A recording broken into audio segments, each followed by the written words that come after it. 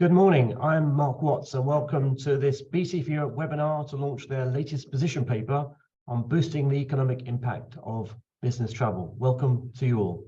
This is the third position paper to be launched by BT for Europe since their launch just over a year ago, and I'm going to be your webinar today to take you through the agenda. Before I invite Odette Pimenta da Silva to present the position paper, and Lawson Fowler to introduce a bit about BT for Europe, I just want to make a few very brief announcements, if I may. Firstly, this webinar launch today is recorded, so bear that in mind, and a recording will be available for you to view and share with others later on. Secondly, there will be an opportunity for questions and comments, and we invite you already to submit them in the chat function, both now and obviously during the course of the presentation today. And thirdly, if you want a copy of the position paper, or indeed any information from BT for Europe, please do contact us by checking out the website or emailing us at mail@btforeurope.com. So I look forward very much as the host today to hearing about BT for Europe and the position paper. And I'm delighted to invite Lawson Fowler, who's the Secretary of BT for Europe, to say a few words about the organisation. Over to you, Lawson.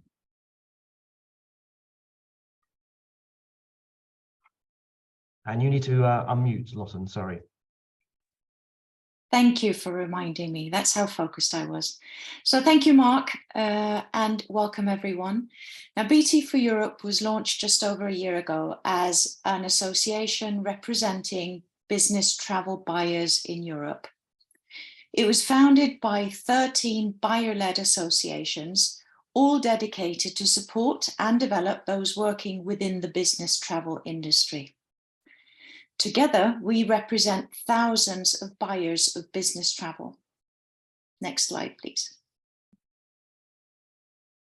So when we started just over a year ago, we set ourselves some priorities.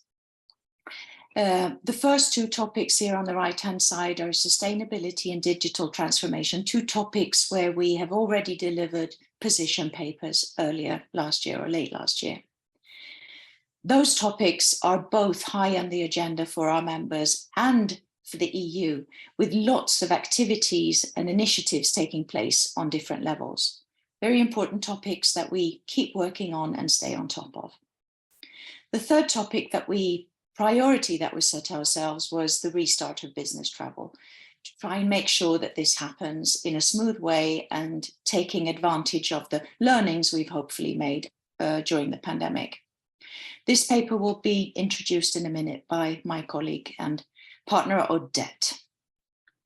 The third topic, or the fourth topic, is about facts and figures, a really important priority for us, because there is no accurate source of data for business travel in Europe. What we've done is we've extrapolated research and made an estimate of what we think our industry represents. And it's a lot. 22 million business travelers doing 166 million business trips in a year, representing together 55 billion euros in spend. So over to the position paper, I'd like to hand over to the chair of the Economic Impact Group and managing director of the Dutch Partner Association, NATM, Odette Pimenta da Silva. Thank you. Thank you, Lotten, for this nice introduction. So today we are going to talk about a topic that's essential for the economic growth and development of Europe. The challenges faced by the European business travel industry. Like many other industries in the European business travel sector, it faces a range of challenges. The industry and BT for Europe community have identified common challenges that, if left unaddressed, could seriously hinder the industry's growth and efficiency. Not only the industry will be affected, but what to think of the economy in Europe. For example, understaffing means that there aren't enough knowledgeable people to support travelers, be it pre-trip, on-trip, or post-trip. Travel-related ticketing and pricing restrictions also pose a challenge. for making it challenging for travelers to get the best deals and for companies to manage their travel budgets effectively. Moreover, an outdated regulatory framework is no longer fit for purpose, and it's making it difficult for the industry to adapt to changing circumstances. The COVID pandemic has highlighted the urgent need for a more robust and resilient regulatory framework that can better respond to potential future emergencies. Despite these challenges, we remain confident that we can address them. We believe that we can enable the sustainable and resilient development of this industry. And today's webinar will focus on kickstarting discussions to overcome these challenges and develop a regulatory framework that can respond to emergencies, ensuring the industry to contribute to its full potential, driving the European economy. Next slide, please. Like many other industries, the European business travel sector faces a range of challenges.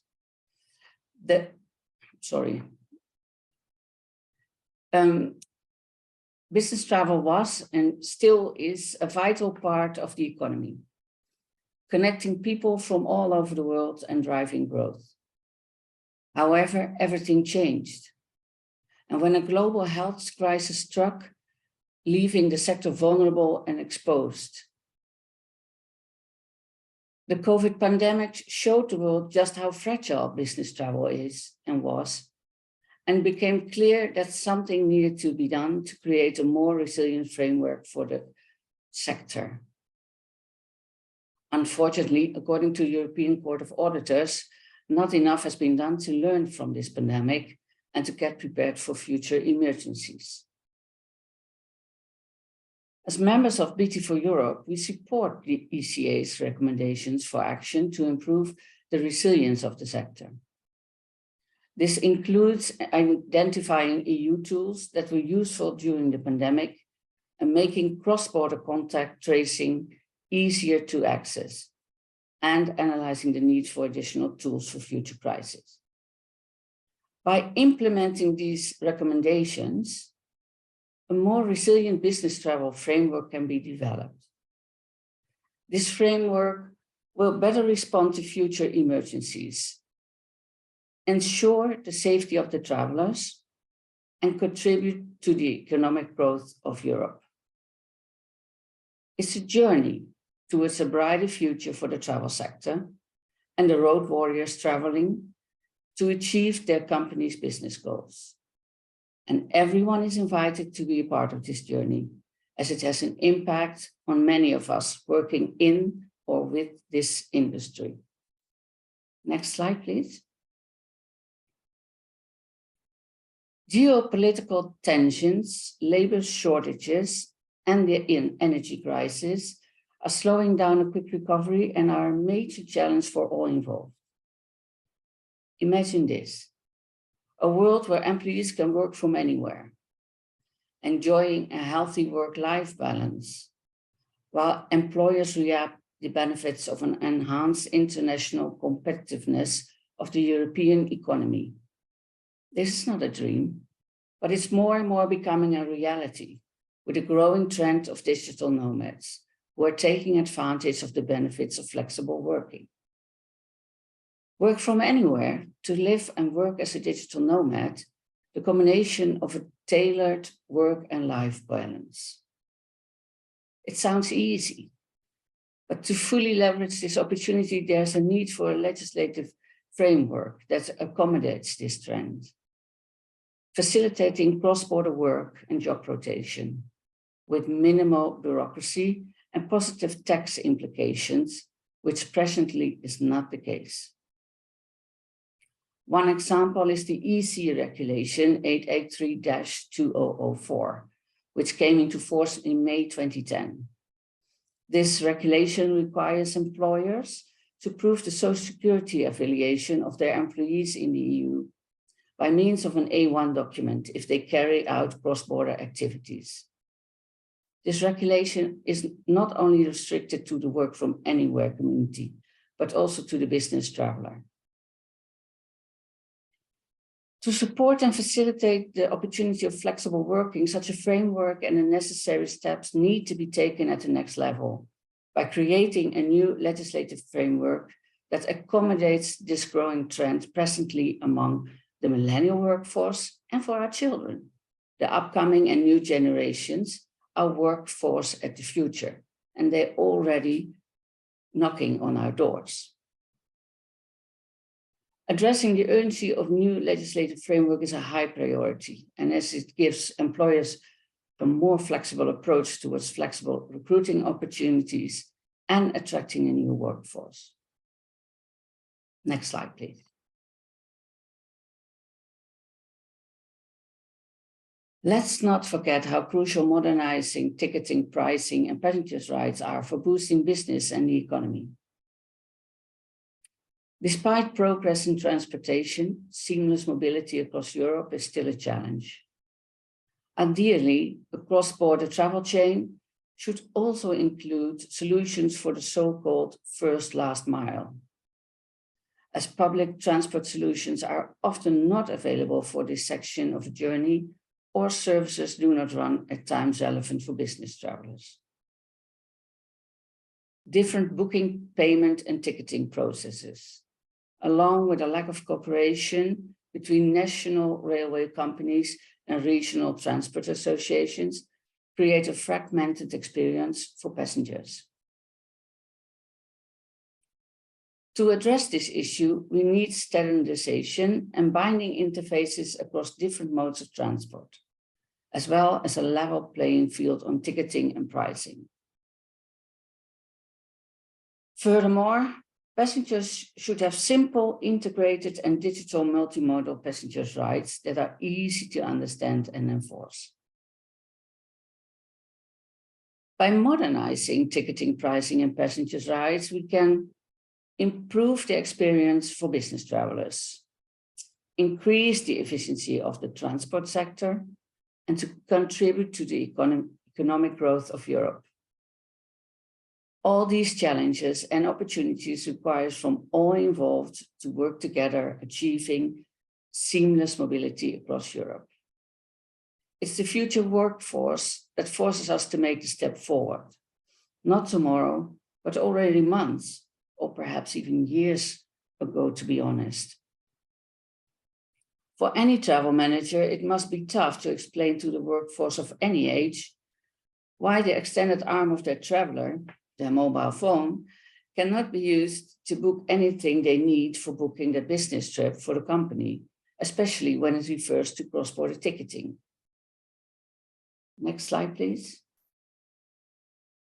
So what are we asking for? We want to stress the urgency of taking action on the challenges facing the business travel industry and the wider economy of Europe.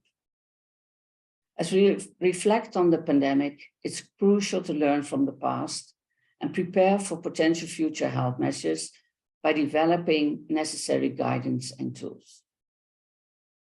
We also need to foster easier cross-border work and job rotation while reducing bureaucracy and ensuring minimal or positive tax implications. Adopting uniform rules and new legislative framework will facilitate this objective. As we push for seamless mobility across all modes of transport, we strongly urge the EU to implement one-stop ticketing for all modes of transport through the planned NDMS initiative.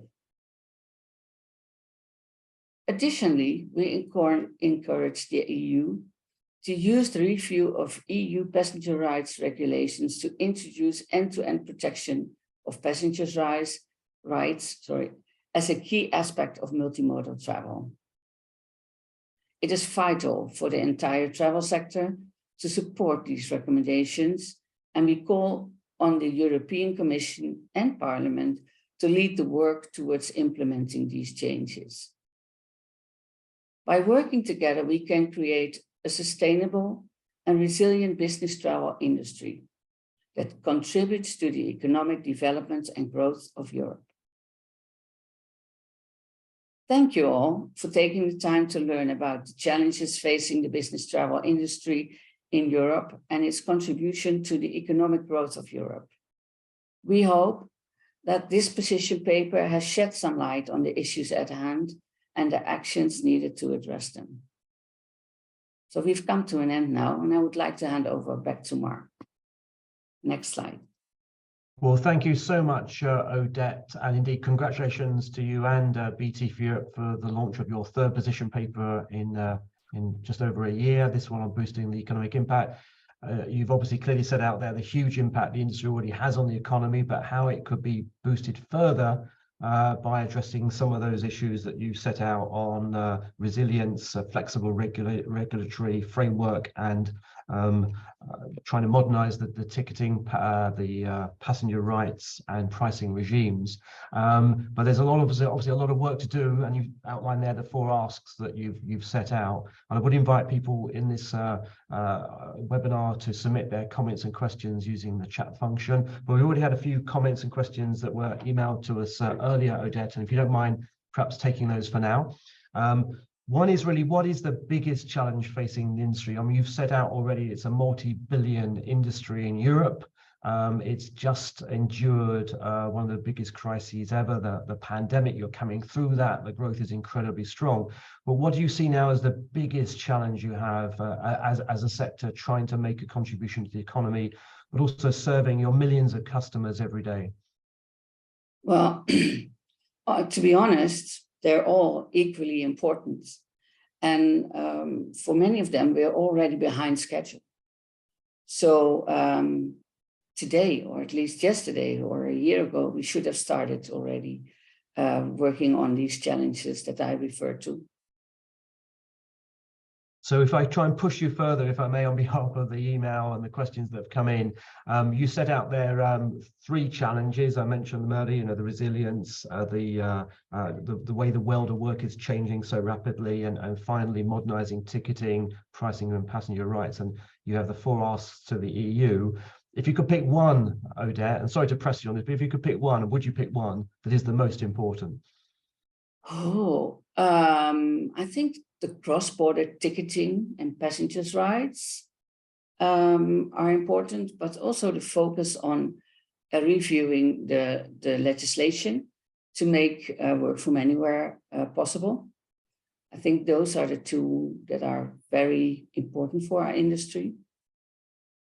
Well, thank you for that. I'm sure there'll be further comments and questions on those issues. Another one that came into us is you've set out a very comprehensive analysis based on the work of your working group, Odette. You've got very specific asks, and you've obviously launched the position paper today. What next? What are you going to be doing, BT for Europe? And obviously you've called upon industry partners to work with you. What will you be doing next to try and push your agenda forward? I see this as a beginning of a process where we should bring the message across. And not only me, but all of us within in Europe, to bring the message across the importance of business travel and the industry to the national governments, and raising awareness on the impact to the economy. When I compare that to my country, our government, they want to reduce the flight numbers, the flights that airplanes leave the airport, without really acknowledging or realizing what the impact is of a country like we are, a small country in Europe with a big impact on the trading.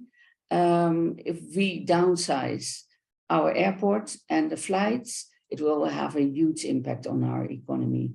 And that's different in each country, I realize, but I'm really focused and passionate about bringing this message across. We know we work in this industry for many years, but we have to be more visible. Well, that's clear. And I guess this webinar and this paper today is all part of that process of making your industry more visible. And that's clearly evident today in terms of your recommendations. Again, I invite people to do please submit any questions and comments using the chat function. We've already had a question in from Richard Viner, which you might be able to see, Odette, but just to read it for everyone else's benefit. How many travel tech companies have you identified that can help travel resellers with building content to help with the first to last mile? I don't know whether you could do your best to address that on behalf of Richard. I try to give my point of view on this.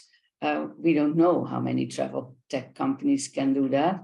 We see that there's already work ongoing, getting this aligned, but legislation is in the way. Countries are supporting their own territory and defending it. So that makes cross-border travel more complicated. So if you talk about the train sector, for instance, I know a lot of work is already being done. But the minute you pass a border, you have to deal with different train rails, different ticketing systems, and that connection, yeah, I think that all companies in our industry have to realize that we have to work together to make business travel and tourism travel a smooth experience. Thank you, Odette. And hopefully Richard is happy with that answer, but do contact us, Richard, if you want more information. Yeah, happy to answer or to have a discussion. Indeed. And another one that's come in that's related to that point that you raised, Odette. I mean, given the scale of the challenge, but the huge potential for the industry to further boost the European economy, why is it, do you think, that the industry hasn't gained the visibility and traction it deserves? What, you know, for example, end-to-end passenger rights seems like such a obvious and reasonable point. Intermodal ticketing seems to just be common sense. Learning from the pandemic, the question that came in is, given these points are just almost common sense, why is it that there isn't already action by the EU, do you think, to move forward and address them? What do you think are the hurdles to action? Because everyone is working in silos. So be it the EU or be it the industry, they're all working in silos, and they don't think out of the box, they don't work out of the box. They just guide their own responsibilities. But working together, having discussions together, learning to understand the impact and the impact of regulations, but also understaffing, systems that are not getting connected. I think people should be open-minded and work together on this topic. Thank you. I hope this answers your question. Absolutely, absolutely. And I'm sure, you know, beyond this position paper launch today, there'll be further comments and questions coming in. Again, we do invite that, do contact us. Any final thoughts, Odette, before we draw this launch and webinar to a close, and indeed final chance perhaps for everyone watching to submit any questions and comments you have. Any final comments, Odette? I think I've said everything I wanted to say, but the most important message is we have to work together. We have to get the message across in each country to our national governments. We have to start a discussion. Traveling is not about buying a ticket. It's about much more than that. Okay, and sorry to come back in, but again, final chat question that's come in from Susan. The key to making progress, she says, is enabling access to data in a de-identified way. We need to keep moving forward. I'm sure you'll share her sentiments. Fully, yeah. No, that's one of the issues you'll be addressing in the coming year. Yeah. Indeed. Well, thank you so much, Odette, for that launch. And thanks indeed for Lotte Fowler as well for introducing BT for Europe. And again, once again, congratulations to BT for Europe for launching this third position paper in 12 months. This one obviously on the very important issue of boosting the economic impact of the sector on the European economy. The position paper is already available on BT for Europe's website. So we invite everyone to check out the website and download it. But also you can email us if you'd like to receive a copy or indeed obtain any further information. All the contact details are up there on the screen. So really it's just an opportunity to thank you all for contributing to the success of this webinar launch, and above all, thanks to all of you who've joined us today. Stay in touch. And as Odette said, everyone is invited to be part of this important journey. Thank you and have a good day.